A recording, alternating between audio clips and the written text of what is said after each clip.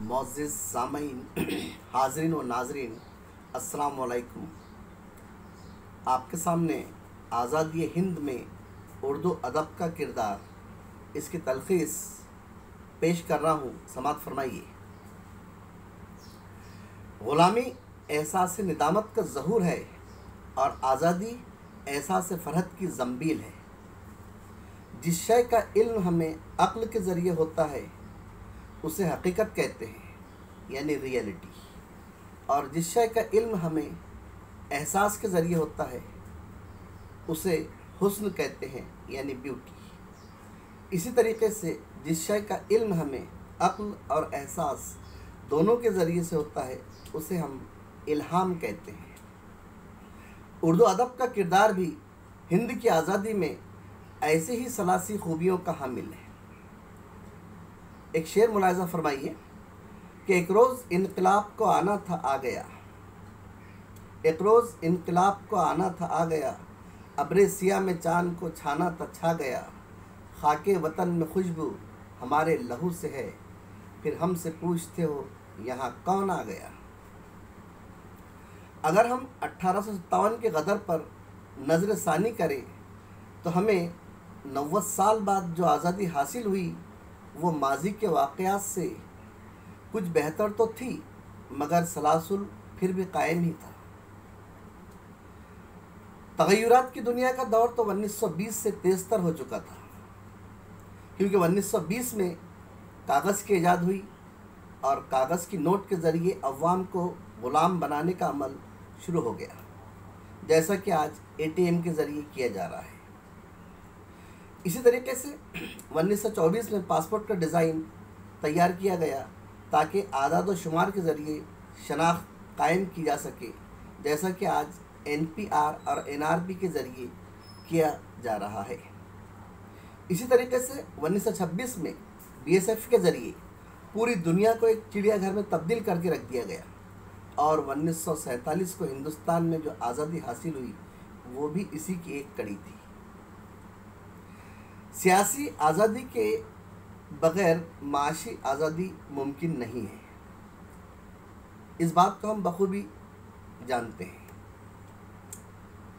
علی سردار جعفری کی نظم نئی دنیا کو سلام، بیکل اتساہی کی نظم ایکتا کی آواز، پنڈت رتن ناتھ سرشار کا فسانہ آزاد اور نعرہ اردو کا انقلاب زندہ باد ادب کی ان بہترین مثالوں میں سے نمایاں مثال ہے۔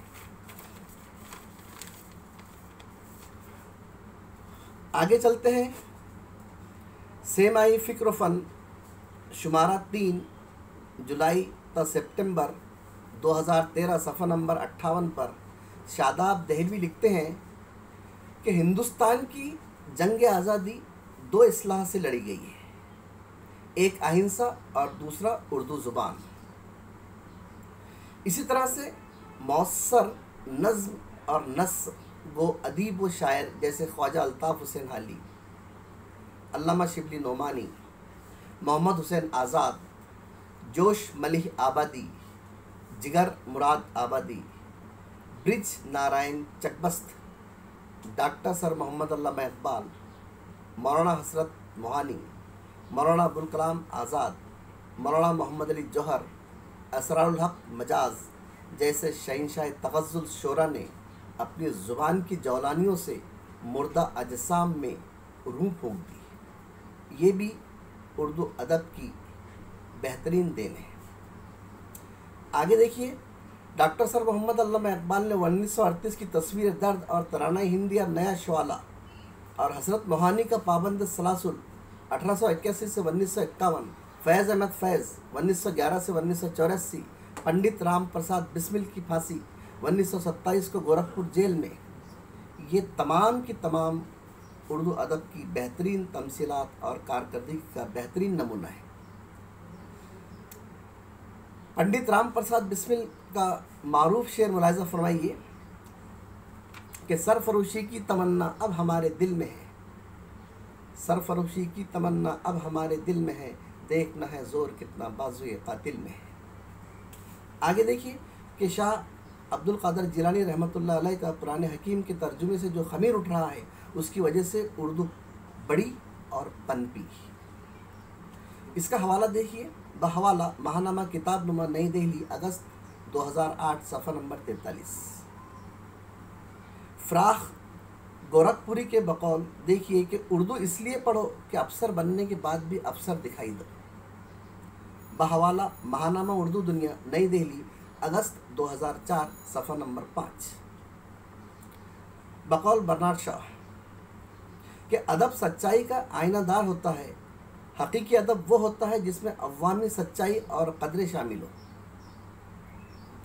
نثر اور نظم کی مختلف خوبیوں کے ذریعے ادب نے اپنا مؤثر کردار آزادی ہند کے لیے ادا کیا ہے، جو بنیادی اور کلیدی حیثیت رکھتا ہے۔ چلتے چلتے آخر میں ایک شعر کہ اردو ہے جس کا نام ہم ہی جانتے ہیں داغ، سارے جہاں میں دھوم ہماری زباں کی ہے۔ اتنا کہہ کے میں اپنا مقالہ ختم کرتا ہوں۔ خدا حافظ۔